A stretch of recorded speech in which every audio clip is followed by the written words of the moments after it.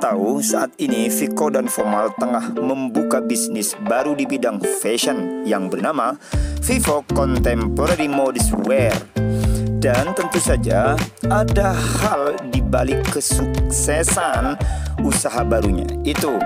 Kita lihat di awal peluncurannya, merek ini rupanya sudah mendapatkan sambutan publik yang sangat positif. Hal itu terbukti dari banyaknya pemesan model baju dari berbagai tipe. Maka tentu kita bisa melihat beberapa aspek kenapa usaha ini mempunyai ciri-ciri bahwa akan cemerlang dan sukses. Pertama, tentu saja ini ada faktor internal dan yang kedua eksternal. Tetapi mari kita coba mengurai dari faktor eksternal dulu. Faktor pertama tentu saja karena memang Formal berpengalaman di bidang bisnis fashion ini. Maka itu menjadi sebuah keuntungan untuk memulai usaha baru di bidang yang sebelumnya telah digeluti oleh Formal. Maka wajar apabila pemasarannya sangat efektif dan tidak terlalu mahal di bidang periklanannya. Sebab seperti yang kita tahu juga bahwa penggemar dari Viko dan Formal ini cukup banyak jumlahnya. Dan apalagi ini dipasarkan juga secara online. Faktor eksternal lainnya adalah karena memang Viko sendiri sebagai salah satu penyanyi dangdut dan aktris yang lumayan terkenal juga bisa otomatis menjadi modelnya. Sehingga pemasarannya, penjualannya cukup maksimal. Ketiga, Viko dan Formal tentu saja mempunyai jaringan yang sangat kuat dalam bisnis ini. Tidak hanya persoalan permodalan tetapi juga pemasaran. Jika berbicara tentang permodalan, tentu saja Viko dan Formal mempunyai modal yang cukup kuat baik secara finansial maupun nama atau brand, sehingga publik percaya dengan setiap produk yang dihasilkan oleh merek barunya ini.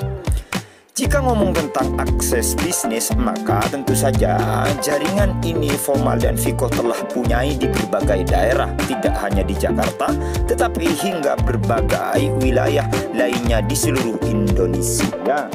Sekarang kita memasuki faktor internal. Pertama, faktor internal adalah kemauan kuat dari Viko dan Formal untuk terus berkembang, untuk terus berbisnis dan berusaha. Komitmen itu menjadi salah satu faktor yang kuat sehingga memaksimalkan seluruh sumber daya tercurahkan pada bisnis baru keduanya ini. Faktor internal lainnya adalah karena Viko dan Formal memang mempunyai nama baik sehingga wajar apabila kepercayaan publik terbangun. Ketiga, yakni Viko dan Formal tidak hanya tujuannya berbisnis tetapi beribadah. Hal itu terbukti dari kegiatan bisnis Viko dan Formal ini masih juga disisipkan untuk kegiatan sosial dan amal. Maka wajar barangkali Tuhan lalu memberikan jalan dan memuluskan setiap langkah yang dilakukan oleh Viko dan Formal ini dalam dunia bisnisnya. Keempat, dalam berbisnis tentu saja ada sebuah risiko.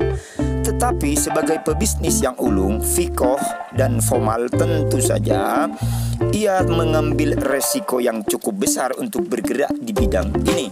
Tetapi karena ia berani mengambil resiko itu, maka akhirnya kita lihat perkembangan bisnisnya hari ke hari semakin maju saja dan modelnya terus bertambah.